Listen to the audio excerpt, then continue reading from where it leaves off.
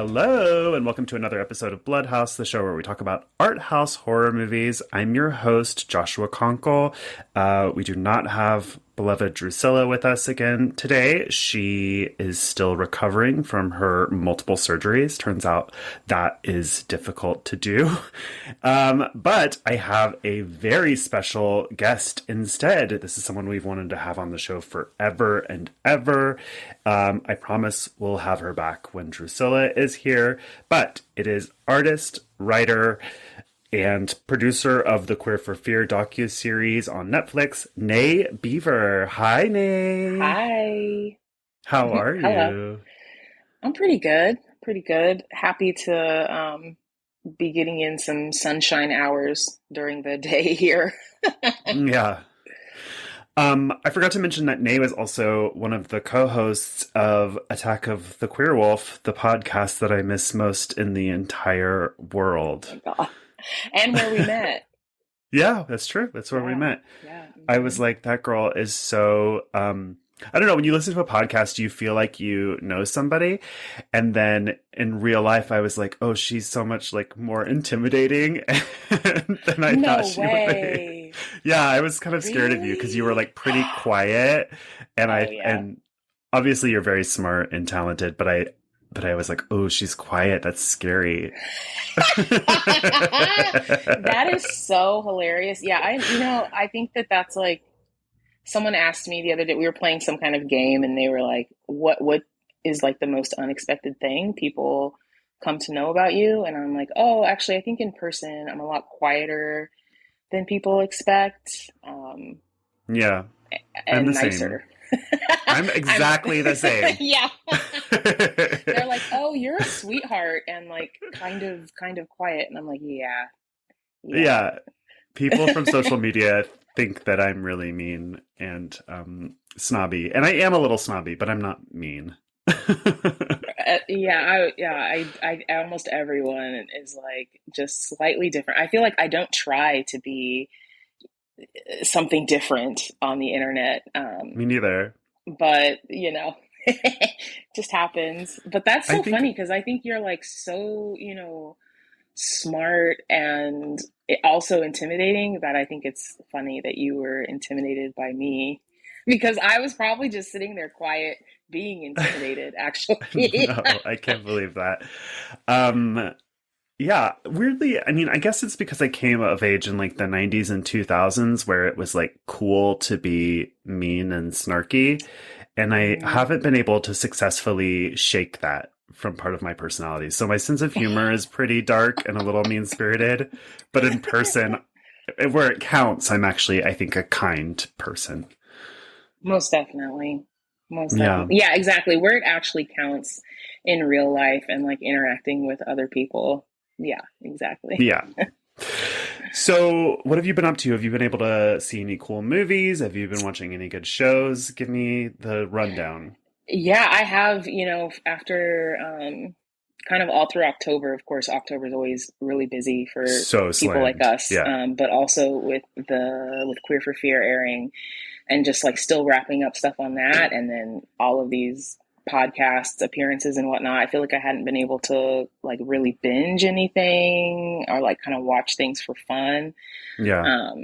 And so I have finally been like doing that again. It's so nice. I like watched The Midnight Club.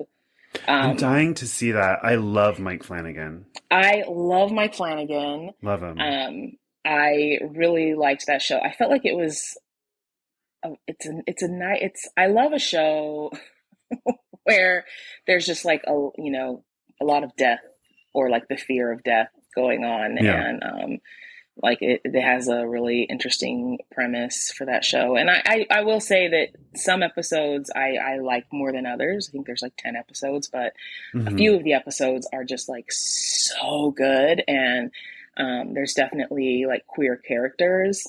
And they went through some things in that season that were especially moving to me the last couple weeks in wake of the Club Q shooting. I was just like, oh wow, this is interesting timing. I love when, not when bad things happen, but when a creation of someone else's kind of aligns with this real world thing. So, yeah, really enjoying Midnight Club. I liked Smile a lot. I saw Mm-hmm. Smile. I liked some things a lot about Barbarian. But Oh, interesting. yeah, I know. I I was actually I expecting talked to trash like. about Smile on this podcast last week. I really disliked it. And I No, really loved it's Barbarian. so hilarious. I feel like I keep running into people who like it's like one or the other. Yeah, And if you're one, like, it's so fun. Yeah. So I've been like, before I saw either of them, I had only heard from people who like loved Barbarian but didn't like Smile. And I kind of that's expected me. to feel the same. And then I Yeah. watched them and I was like, oh, I actually preferred Smile to Barbarian. Barbarian, I wanted more. I wanted more of Mama. I wanted like She's pretty more of, likable. yeah, exactly. I'm like, I want more of Mommy's big her milkers. story. Yeah, exactly. um, but yeah, I did get to see those. It's been nice to just like watch things for fun. Why do you think that those are in competition with one another since there's like a dozen new horror movies out? They have nothing in common, but it does feel like they've been pitted against each other in some strange way. Yeah, I don't know why. I don't know why. I don't know if it's like living in the Twitterverse sometimes, Hmm. and like for whatever reason, those two movies being, the like hot, where I was just like, okay, there's like five things I haven't seen, but I have to see these two things. I don't know. Yeah. Well, you were, as I said, one of the producers of the Queer for Fear docu-series on Shudder, which everyone should watch. It's absolutely fantastic.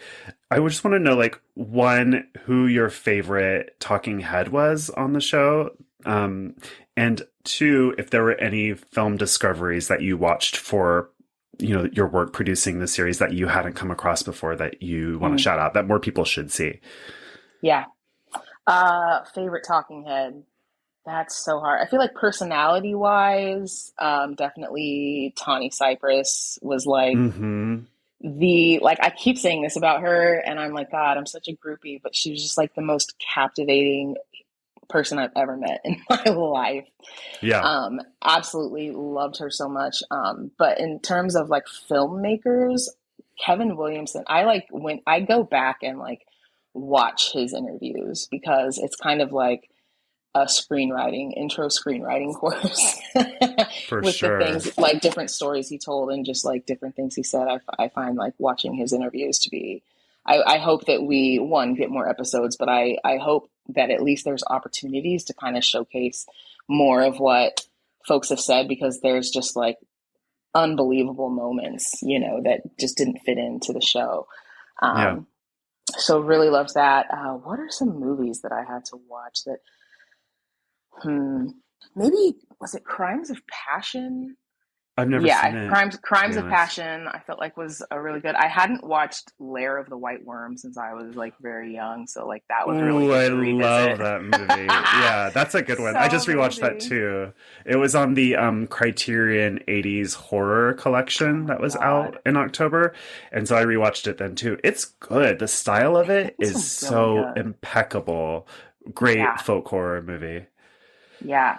I mean, that was excellent. And then I really have enjoyed just like going, I learned so many things from the doc, of course, just like even watching completed episodes, I still find things that I'm like, oh wow, yeah, like I need to like watch that again and watch it with this new information. And that's been really fun to go back and like know actors that were queer and watch them like do this performance and it's so comforting to Yeah. do that, and be like, yes, we have always existed, we will always exist.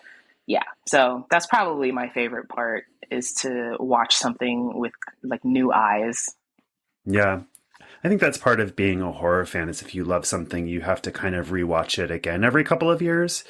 Um, Definitely. Last night I rewatched The Shining with my boyfriend who'd seen it maybe Yes. once when he was a Oh, kid, nice. but we were both so terrified, even though I've seen Yes. it like 20 times. It makes my skin crawl. Oh, It makes all the hairs on my body stand on end from like the very opening shot. Um, absolutely.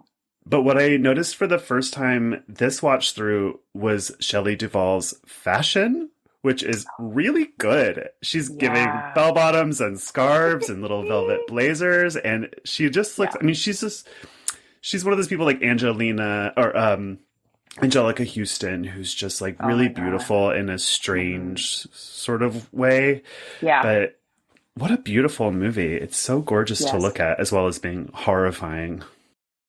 Yeah, totally. Kind of like what we're going to talk about today. Also, Yeah. so gorgeous.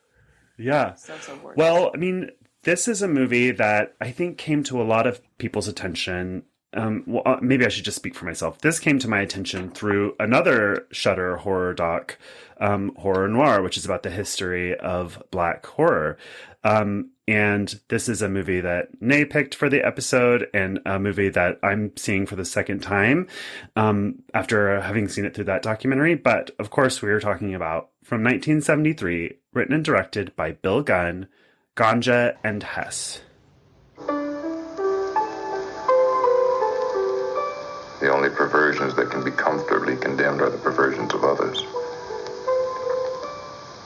I will persist and survive without God's or society's sanction.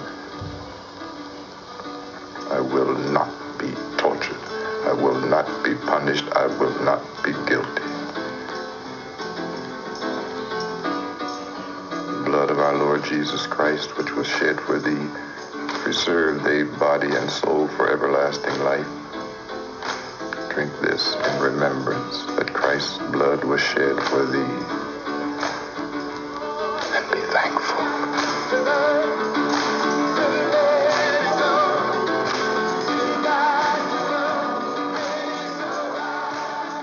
So, when did you first see this movie? How did this come into your life? I mean, this is petty. Someone I don't even like told me about it. Name and shame them. Was like, have you, just like a very snobby person was like, have you seen Ganja and Hess? And I was like, oh, no, I haven't. And they're like, oh, you absolutely, they're like, I can't believe, just like rubbing my nose in it, like how I hadn't seen it. And I'm like, well, you're not wrong because it is amazing. I obviously watched it immediately, and am honestly grateful for the tip. But yeah, that was like 2018. So yeah, very, same year that doc came out, right? Right. I think was Horror Noire maybe 2017, February of 2019. Oh, so you were ahead of the tidal wave that I was on. Well, yeah, we had just started Queer Wolf in, I think August of 2018, and that's around the time someone told me about it, and then Horror Noire came out a few months later. But yeah, I hadn't seen it much sooner than that. I do know from the research I did for this episode that Kino Lorber restored it in 2012. So it was around for a good long while before that documentary widely available. So I don't know why I hadn't seen it or heard of it before Horror Noire. But yeah, it's been out there for a bit. Previously, it was much harder to find for a lot of reasons we'll get into. But yeah, I guess I'll give a brief synopsis just off the top of my head. Feel free to jump in and add to it or correct me if I'm wrong. But basically, Duane Jones of Night of the Living Dead fame plays Dr. Hess Green, who is a wealthy black anthropologist who's studying a Nigerian people called the Murthians, who are addicted to drinking blood. And he hires a new assistant named George Maida, played by Bill Gunn, the writer-director, who is very troubled and stabs him to death, he thinks, with a ceremonial Murthian dagger, and is so distraught that he then kills himself. But Hess lives on and is now a vampire who's addicted to drugs. Or drugs, not drugs. Blood. Then George Maida's widow comes to look for him, falls in love with Hess, and then he turns into a vampire, and then we get like a tortured vampire love story for the rest of the film. Is there anything you would amend or add? No, I think it's interesting you said drugs, because I think it is supposed to like Yeah, evoke that. for sure. Yeah, it's very similar to. Sorry, go ahead. Yeah, no, I mean, I think that is the summary. Yeah. Okay. Yeah. It's a very dreamy, non-linear movie. It has an interesting production and distribution history. Of course, like a lot of movies from the 70s, it was, this kind of movie from the 70s, it was like sold and repackaged as a movie called Blood Couple and then called Double Possession based on the success of The Exorcist, neither of which title made this any less arty-farty or accessible to mainstream audiences.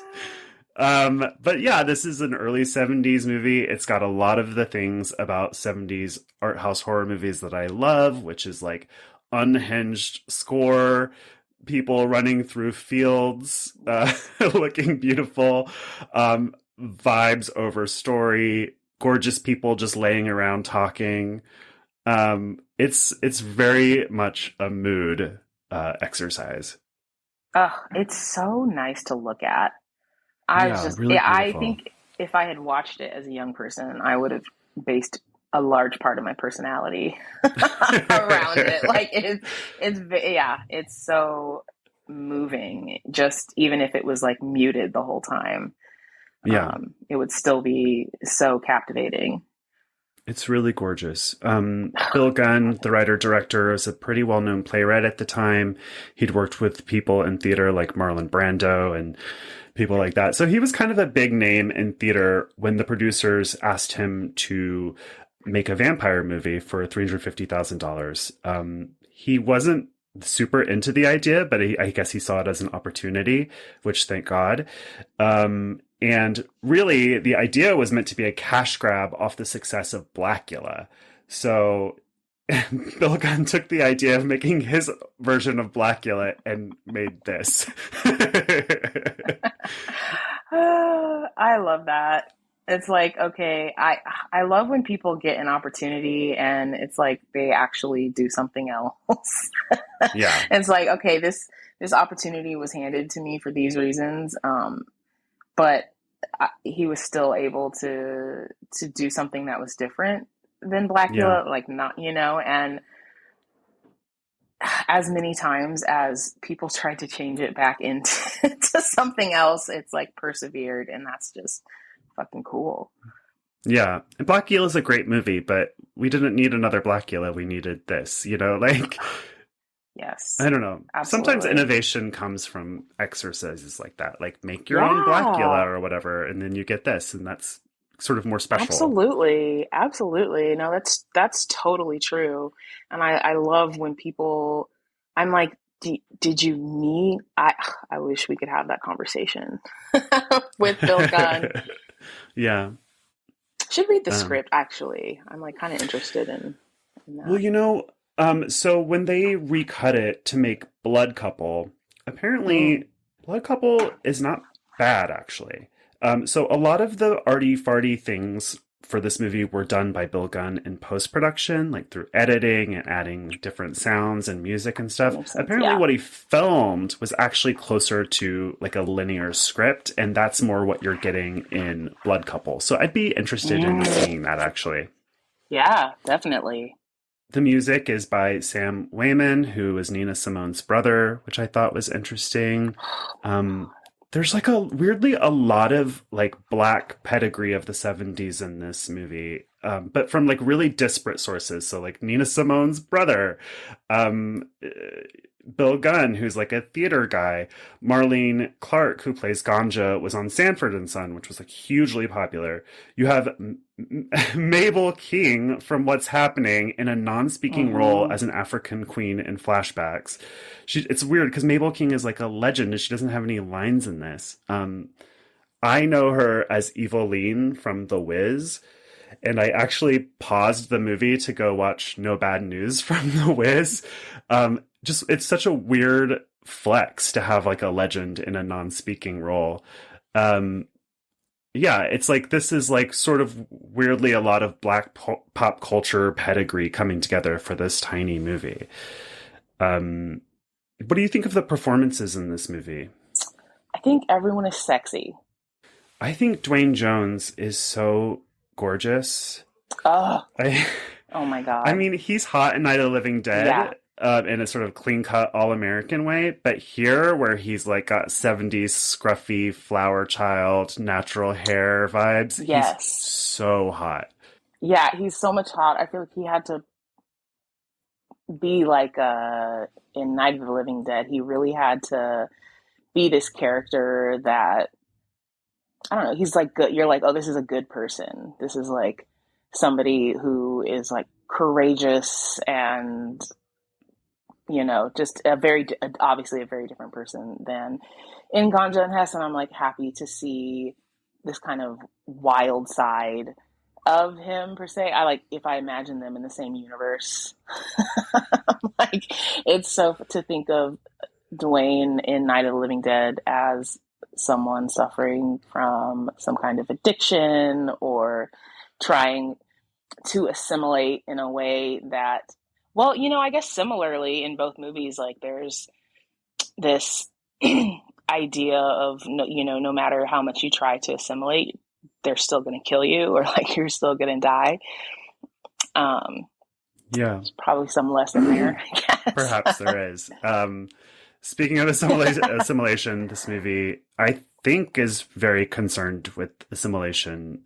There's like a lot about colonialism here and the tension between African art and Western art, African diaspora, indigenous religions versus Western Christianity. I'm not sure.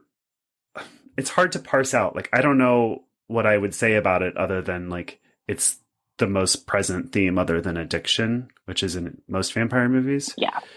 Oh God, this movie, it's so wild. I was reminded how I can not hear a church song for decades and then hear it and know all the words Oh, really? immediately. That's terrifying. Yes, that Just As I Am song is the song that my growing up church played at the end of every single service at the altar call Ooh. when they're like inviting people to the altar to like receive salvation, to ask for forgiveness for different sins, to like rededicate your life to Christ. And it's interesting because the lyrics to that song are like, just as I am, without one plea. Basically, like, God accepts you. Like you can approach the Lord for forgiveness exactly how you are, but then He's going to change everything Yeah. about you. But like you can come as you are, but then you need to be different.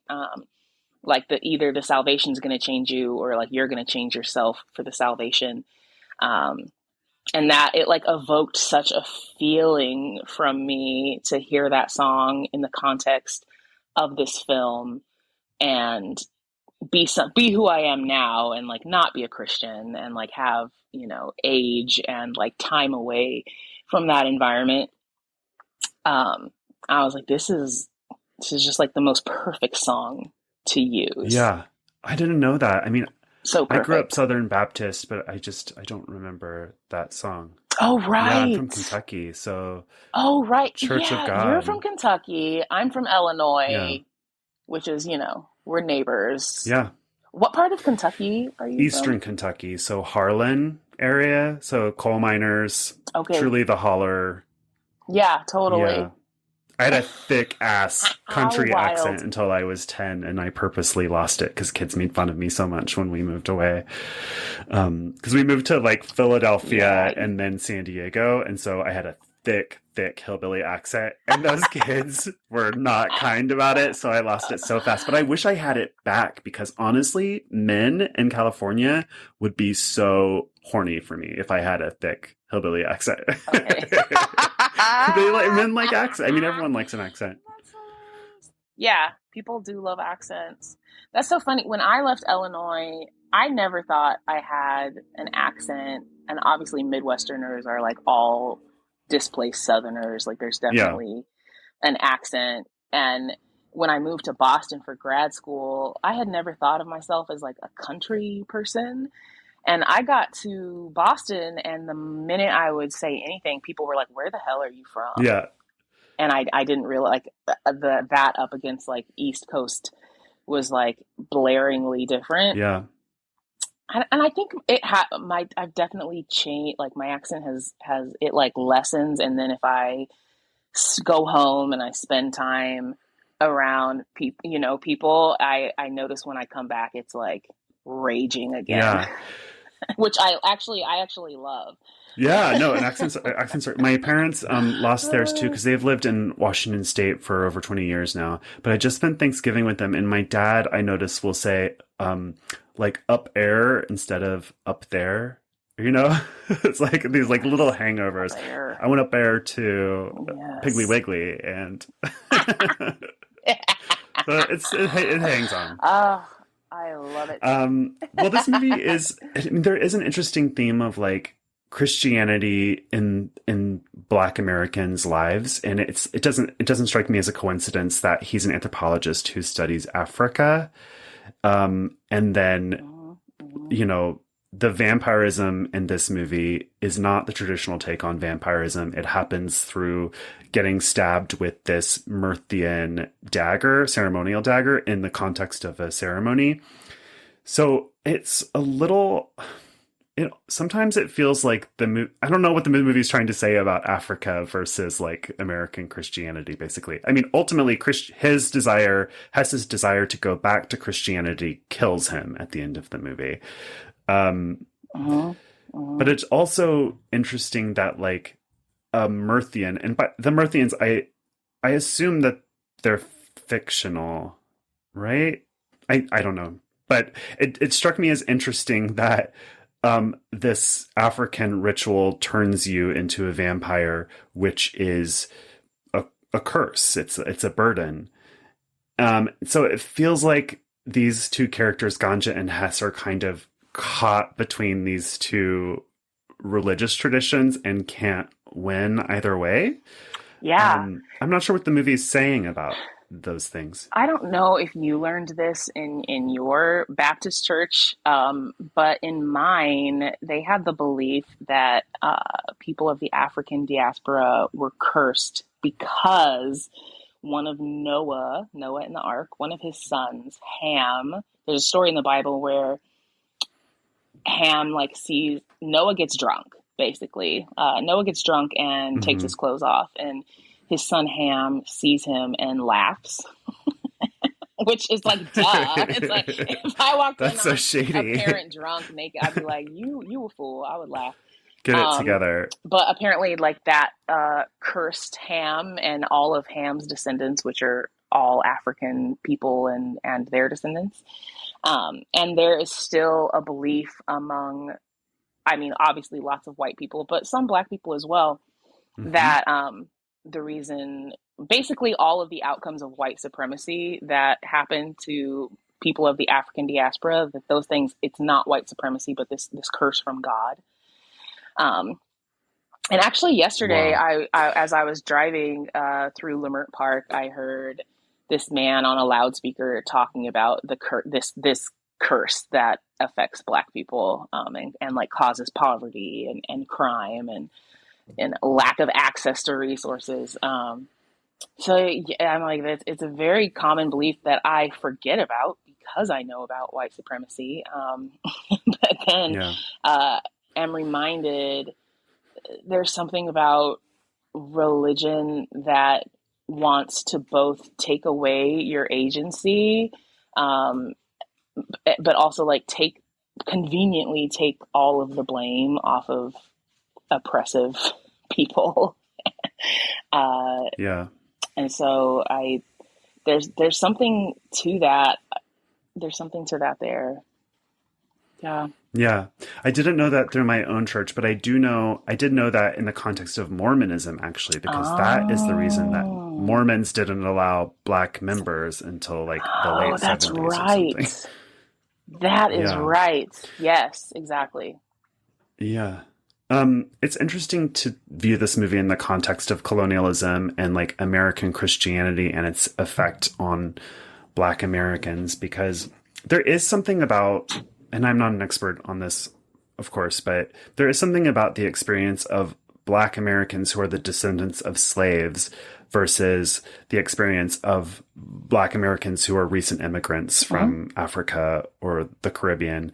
And the numbers show that Black Americans who are the descendants of slaves have a certain level of discrimination that is unique to them, Absolutely. including the experiences of new immigrants from Black countries. And I don't know, this movie just has so much to say about that, I think. It feels like Ganja and Hess are attracted to these like African diaspora, indigenous religious traditions, while also feeling like guilty about it because of the context of the American Black church, is what I was going to say. Yeah, absolutely. I mean, that, and I think that obviously that links back to the assimilation, and people knowing that if they do not assimilate, if you just like blatantly don't assimilate, obviously that means death. But there's like this promise sold to you that if you do it well enough, you really can, kind of blend in and survive. And the politics of respectability and the early Black women's church movement, all of that really feeds into that idea. And, some of it sometimes some of the assimilation, it works. And we know that as queer people as well, that like there are moments where you can fake that and it can, maybe even save your life in that moment.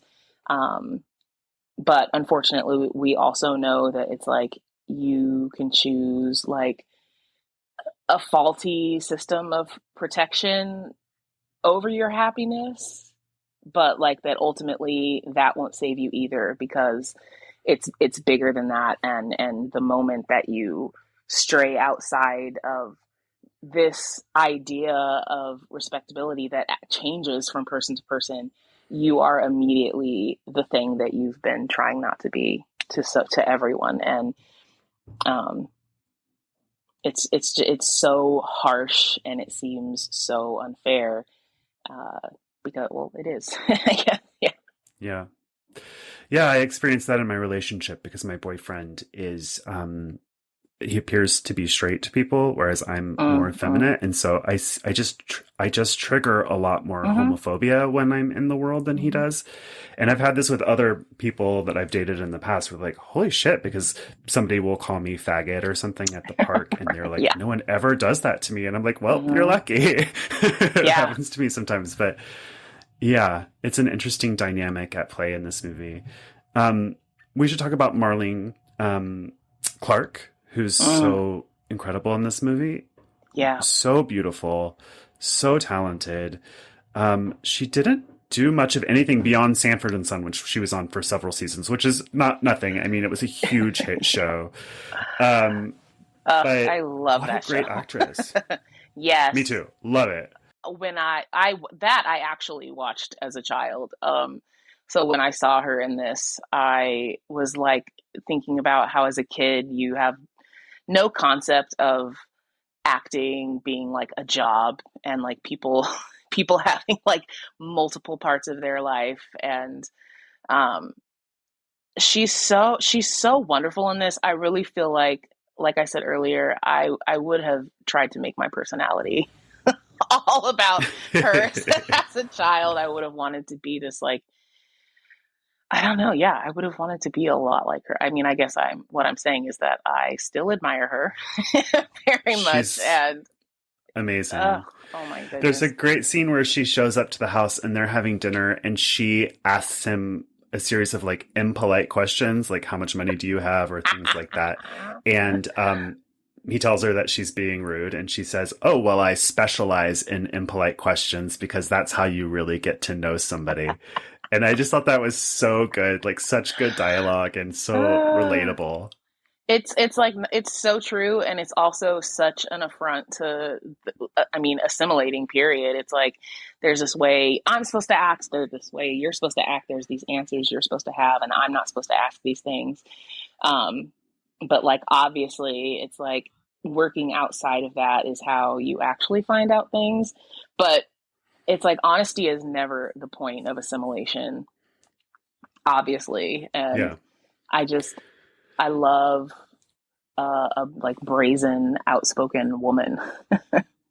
Me too. It's so interesting that you bring up assimilation with her, because you saying that made me realize she doesn't seem as interested in that as Hess is, because she just does what she wants the whole movie. In fact, he's so tortured by being a vampire that he tries to go back to the church and is killed by the cross. She doesn't make that choice. And the last time you see her, this man that she thought she killed is coming back to life and running naked through a field towards her, and she looks dead into camera and smiles. Yeah. So it's like they make very different choices at the end of this movie. Oh god, she's bad as hell. Like it's truly really like good. She has not.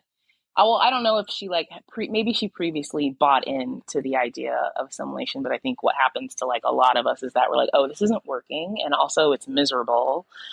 And so you like flip and go the other way, and you're so, because you know the other side of it, you're like, I'm not going back.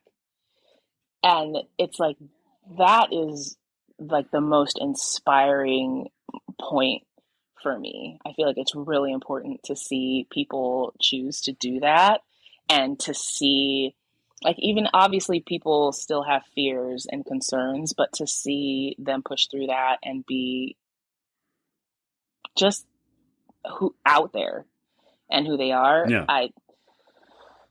It's just really important to see examples of that. I wish I had seen that as a child. Although I wonder what I would have thought. Like, and I don't know if you can relate to that, but as a kid, I obviously would have believed that church was the answer. But I wonder what I would have thought about like church being the death of this man. Like, what would I have thought about the symbolism of the cross killing him? I don't know. I'm sure I would have obviously known it was blasphemous.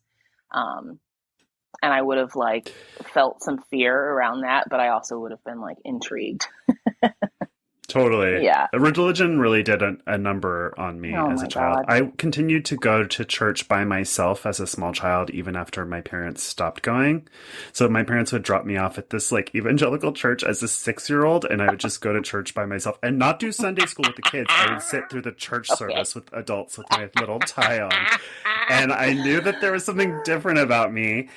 And I really knew that it was bad intuitively. And I think I registered it like, so I'm not a trans person, but when I look back to being very, very little, like 3 or 4, the way that my child brain thought about it was that I wanted God to make me a girl, because if I was a girl, all of the things that I liked and felt would be normal and okay. And by the way, this is not me discounting the experience of trans children. That's not what this is about at all.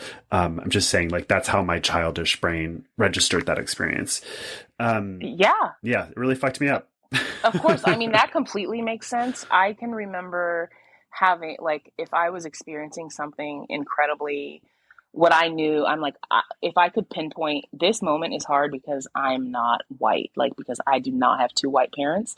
I can remember being very young, and like some kids at school, I don't even remember which slur they called me, but I remember crying in the bathroom and being like, I wish my brother's dad was my dad.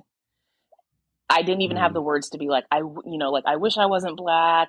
I wish that like racism didn't exist. I was just like, oh, I actually just wish that I had my brother's dad, because these things don't happen to him. Right. Your brother is white? Yes. Yeah. We have different dads, and his dad is white. And I was just like, he doesn't have any of these things happening. Yeah. I didn't wish for things to change, or like people, there was no concept that people could act differently than they were acting towards me. It was that like I needed to change and not them. Yeah. I do love how brazen she is. I mean, she shows up to look for her husband, who of course has been killed and eaten by Hess. She finds his body frozen in the wine cellar, and then is like, oh well, because Hess is hot, obviously. Yeah. So she's like, I'm just going to stay here and go to Pound Town with Hess. And that's what she does, with no regrets, no nothing. Just like, I'm going to stay with this hot man in this mansion. Yeah, yeah. She's honest. She's like very much goals in a lot of different ways. I'm Yeah. like, yeah, I respect that. Like, Yeah. what am I gonna do with this man? He's already dead. Yeah. Let's move on Let's to move on. this gorgeous person that's still here. This way hotter rich man who Exactly. lives in an estate. Exactly. I And mean, there's you can't that. falter for that. No, not at all. I'm like, I would always fall, I think, for the vampire. I'm like, there's Absolutely. the seduction is always there. Yeah, I don't know. I really can't Yeah. blame her. After we saw The Hunger on Halloween night, which Oh my you were one of the God. hosts of, my boyfriend was like, "Would you become a vampire if you could?" And I was like, "In a heartbeat. I would become a vampire today if I had the opportunity." I know it's a curse, but it doesn't feel like one.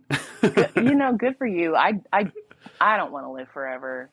I think especially after like in terms of the hunger, I'm like I am not trying to be up in this lady's attic with all her exes forever. Like Well, that's true. I'm like That's I don't true. know. Not that version of vampire. I assumed that someone would put a stake through my heart at some point, but Oh, I would thank God. get, like 200 good years. Yeah, that you have a point. I guess there is some control in that. I can always stake myself. Okay, sure. Yeah. Yeah. Spike Lee did a remake of this in 2014 called The Sweet Blood of Jesus. I've never seen that, and I think I knew that it existed, but I didn't connect it to this movie. Have you seen that movie? I have not. I But I wonder if it's definitely will any now. good. Bill Gunn is credited as a co-writer because he was dead by the time that they made that movie, but they used so much of his original script that he had to be credited as co-writer. Yeah. Oh wow, So I'm really curious about it now. Yeah, I definitely am gonna watch that now. Yeah. Well, the producers, Kelly Jordan, at some point seeing dailies from the shoot, called Bill Gunn into their office to reprimand him. They weren't happy by how arty-farty it was. Bill Gunn reportedly threw a chair through a window. Went back to set and finished shooting. There was a big splashy premiere of this, which was a little inappropriate for a movie with such a high budget. They really went out for this like gala in Manhattan. But the audience was mostly white and did not receive the movie kindly. And that began its troubled history of being recut and retitled and eventually falling into public domain. And thank God for Bill Gunn in a number of ways. But in regards to this movie, the producers destroyed the original 35 millimeter negative. But because Bill Gunn had donated a private 35 millimeter negative to MoMA, they were able to grab that and restore it. But also they had to use elements from Blood Couple, because that was the only place they could find certain scenes. And so it's actually kind of good that Blood Couple existed because they needed it to put this movie back together. So it's just one of those stories of a movie being lost and found again. And I love that. I love those. It always like really gets me to think about having seen something so impactful and finding out it was like because one person saved, like kind of like Nosferatu, like this one person saved this copy. We just covered this movie called The Appointment, which neither of us really liked that much, to be honest. But that was a movie that was thought lost, and somebody found a 16 millimeter negative in a basement somewhere after 40 years of looking. Ugh.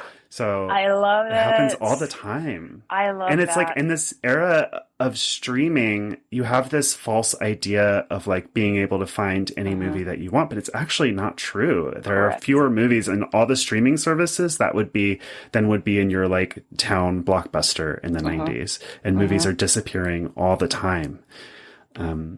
Such an interesting era. Oh, now I remember. I was thinking about the chair being thrown through the window. It's so funny to, go back and read through how something was made as someone who has made some things at this point. And I'm like, it's so funny to think about. It's like, what would I have done if I was in a meeting and someone threw a chair through a window. Because I've certainly had jobs where people are throwing chairs. Like I have had some crazy direct service jobs where chairs are thrown. Yeah. But it's like at these jobs, people, you would imagine a certain level of decorum and assimilation to be happening. And yeah. it adds so much to my feelings about the film to know what it went through to exist as it does in front of my eyes. I love all of that background information so much. Yeah. Bill Gunn had a pretty rough go of movies. Before this, Warner Brothers had signed him to make a movie called Stop! That actually Marlene Clark, I think, was in. But it never got released because it had a lot of interracial sex in it and also homosexuality. It was like gay affirmative in 1971 or 1972. So it's still like never been released because Warner Brothers was like, nope. So yeah, I guess that sort of helps explain why he was like, sure, I'll make a vampire movie, even though I don't want to, because it's like something to do. Yeah.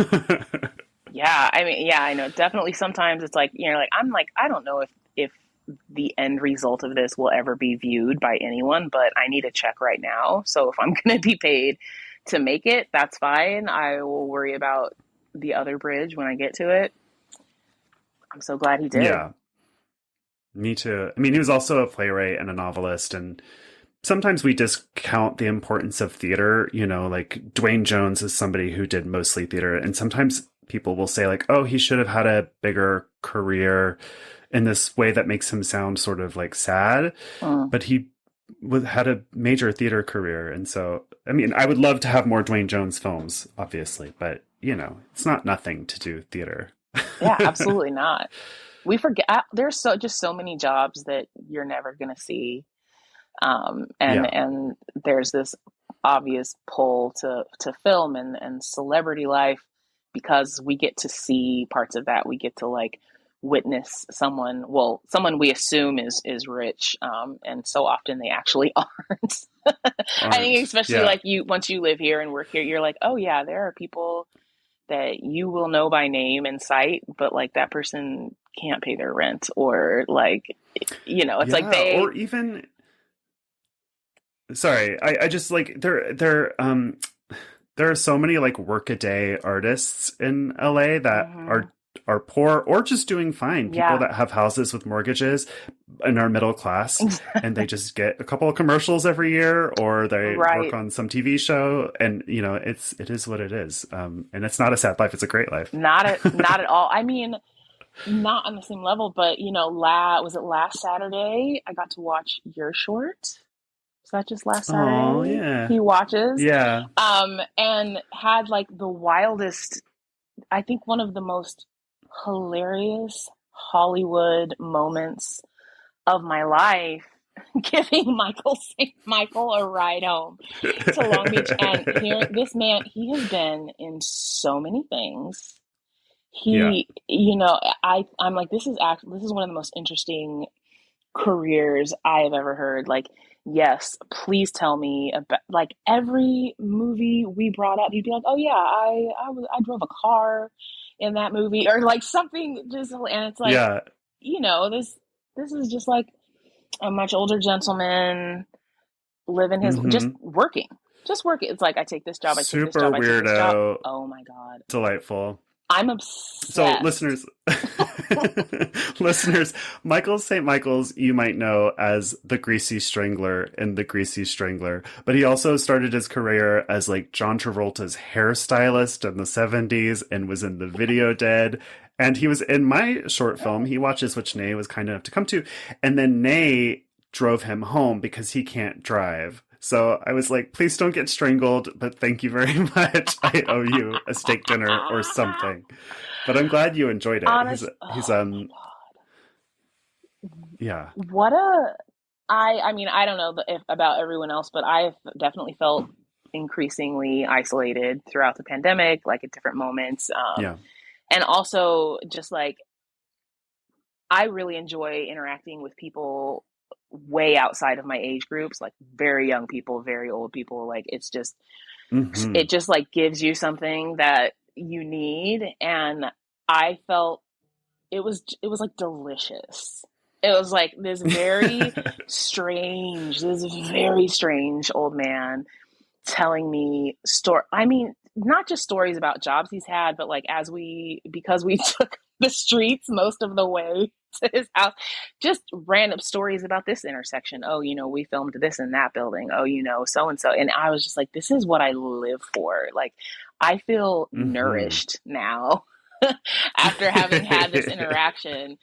And I think it's also always fun to be really strange and to connect with someone else really strange.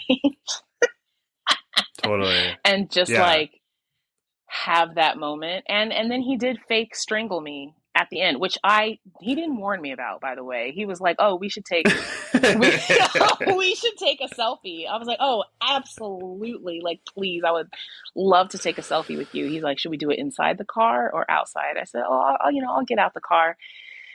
I'll pull out my phone and put it in front of us. His hands are around my neck. I said, oh, we're going for it. I said, okay. Yes, sir. Let's do it. Listen, if you're going to take a photo with the Greasy Strangler, you got to get strangled. It's like getting your photo taken with Muhammad Ali and not putting up your dukes. You got to do it. It's like, please beat my ass. Yes, exactly. What a moment. That was really special. What a strange but delightful man. Well, listen, let us pivot to our favorite game. Yes. The game where we speculate wildly whether notable figures have seen this feature. I'll go first to give you a chance to think about it. Okay. I don't want to put you on the spot. So, this movie stars Duane Jones, who is also the star of Night of the Living Dead. And so I want to know, do you think George Romero saw Ganja and Hess? Yes. At any point? I absolutely think George Romero saw it. Mm-hmm. Me too. What do you think he make of it? Well, I mean, I would like to think that he was wildly impressed. But then again, It's like he's George Romero, so I don't know. I really don't know. Yeah. I was trying to I was imagining Colin Powell watching it. Oh my God. Colin Powell. Just as I was like, okay, who I was trying to think of like a black man who has had to assimilate and like publicly assimilate. And I was just wondering, kind of hoping he was wildly uncomfortable watching it. But I don't know. Politics aside, I think that Colin Powell would like this movie, actually. His politics are obviously problematic, but oops, I just hit my mic. I hope that doesn't sound bad. A lot of people from the 70s became conservative in the 80s. And so there's a chance that he was a much cooler young person in the 70s and that he saw this. And like him or not, he's a very intelligent person. Oh, yeah. And this is a smart movie. So I actually feel like, yes, he saw it and he would like it. Oh, I love that. Do you think that's weird? No, I don't. And you're right that it's that flip that came in the 80s. That's so interesting because, also Michael St. Michael's, he told me how he was a Republican until Reagan. Oh my God. And so I'm like, oh, that's an interesting dichotomy. Mm-hmm. Yeah. I mean, from my own parents who are like, stark raving mad Bernie Sanders people, my mom talks about, the Democrats were out of power for so long until the 90s. And it's a widely held belief that the reason they got popular again was by moving towards the center with Clinton. Totally. And my mom really hated that. She was like a lifelong liberal, and she talks about it as like a really sad time, even though the Democrats had control through all the 90s. She was like, it was a bummer because no longer were they the party of working people or, minorities. It was just all about like corporate interests all of a sudden. And it hasn't really gone back. I mean, I don't know. I'm going on a whole tangent now, but it's like, I don't know how we got to like centrist Democrats through Colin Powell. But I think, I think he liked it if he saw it, even though he's like a terrible conservative. But speaking of the 90s, maybe this is why I went on that tangent. So I've been listening to the audiobook of this new book by Chuck Klosterman called The 90s, which is a series of essays about the culture and politics of the 90s. And I was a teenager in the 90s, so that's a very formative time for me. And so I was thinking of this person all week because there's a chapter about him in the book. And this person had a similar childhood to Hess's son, because he's a Black person that went to fancy schools and studied Shakespeare and ballet. And also his parents were both Black Panthers in the 70s. So I want to know, do you think that Tupac Shakur ever saw Ganja and Hess as a child? Or as an adult?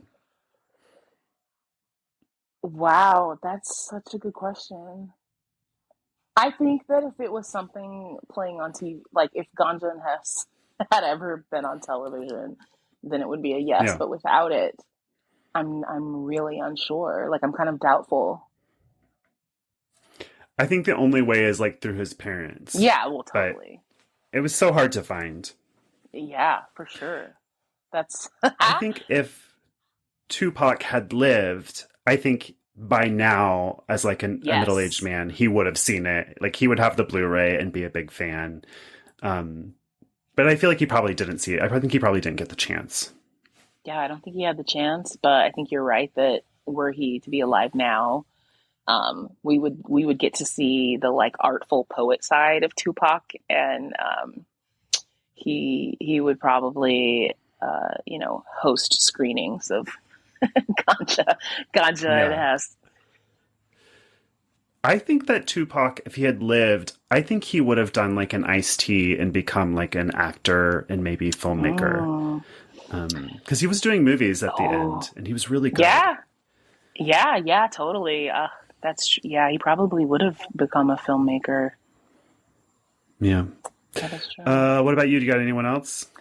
Well, unfortunately, I just kept thinking of like conservative people. That's okay. Like, I was like, well, as soon as I thought of Colin Powell, I was like, okay, did Condoleezza Rice watch this? has Stacy Dash watched this? Like, oh gosh, really Stacy Dash. There has been no bigger disappointment in my life than Stacy Dash, because I love Clueless so much. It's one of my most formative movies. I love Dion, and I'm like, what the fuck, Stacy Dash? How did this happen? How did you get like QAnon pilled? It sucks so bad. She's not seen this. No, there's no way. And Condoleezza, neither. Do you remember when Condoleezza was at, she was at Manolo Blahnik, I think, in Manhattan during Hurricane Katrina, and some woman came up to her in Manolo Blahnik and was like, how dare you be shopping for $500 shoes right now while Hurricane Katrina, like somebody like went off on Condoleezza Rice at Manolo Blahnik, and I think about that from time to time, and it makes me so happy. I will be thinking about that now, for sure. Yeah. God, I'm obsessed with that. If there's one thing rich people are going to do is have class solidarity. So I'm not really surprised by that at all. It's true. But that's a really good story. Do you think it's sexist that I think Colin Powell has seen this or would like it, but not Condoleezza or Stacy Dash? Because my instinct is that the both of them are, Condoleezza's case, nerdier, and in Stacy Dash's case, dumber than Colin Powell. Is it sexist? Oh, that's funny. I mean, Condoleezza is definitely probably nerdier. I'm like, wasn't she like a Russian literature major or something in undergrad? Like, I know that she like plays piano and does opera too. So I don't know. I don't know. That's kind of cool, actually. There were parts of her that I was like, I can actually really relate to that part of you, and it's really cool. But it didn't shake out. I can imagine Condoleezza seeing it as much as I can Colin Powell, just not Stacy Dash for. Stacey Dash is reasons. just, let's be real, she's too dumb. Like, Stacey Dash's taste in movies is probably so bad. I feel like she sees Pixar movies, and that's it. Like, full stop. She's probably a oh no, should I say that? I was imagining No, her say it. Like, I don't know, just imagining her seeing more where the propaganda of the movie is, white supremacy being the key to a long, happy life. I'm like, maybe she saw those and really bought into that. Yeah, I don't know. Too much. Maybe too much. Maybe too much. Well, listen, Nay, thank you so much for coming on. I really appreciate it. You're so smart, and I love talking to you. Goodness. Please come back again. But in the meantime, where can people find you and follow you? Or do you want that at all? Oh, no, it's all good. I'm on Instagram and Twitter. I guess now in Hive, or the Hive, or whatever people are kind of migrating over to from Twitter. But I am still on Twitter. I have the same handle on everything, which is at Nay Bever, Naybever. But you know what's funny? We haven't spoken about this since the beginning of the show, but speaking of like intimidating, Drew, I'm like very intimidated by Drusilla. I'm like, you are pretty and talented and brilliant. She's incredible. But she is obsessed with you, so don't be intimidated. But she was really upset that you're on the show without her. That's why I was like, we'll have her back, I promise. Oh, okay, that kills me. Yeah. Okay, anytime. She loves you, and she loves Ganja Hess. So when I texted her, she was like pretty jealous. Well, thank you so much for having me. Of course. And you can follow the show at BloodhousePod on Instagram and Twitter, and email us at bloodhousepod@gmail.com. All right. Thank you so much. Bye-bye. Bye.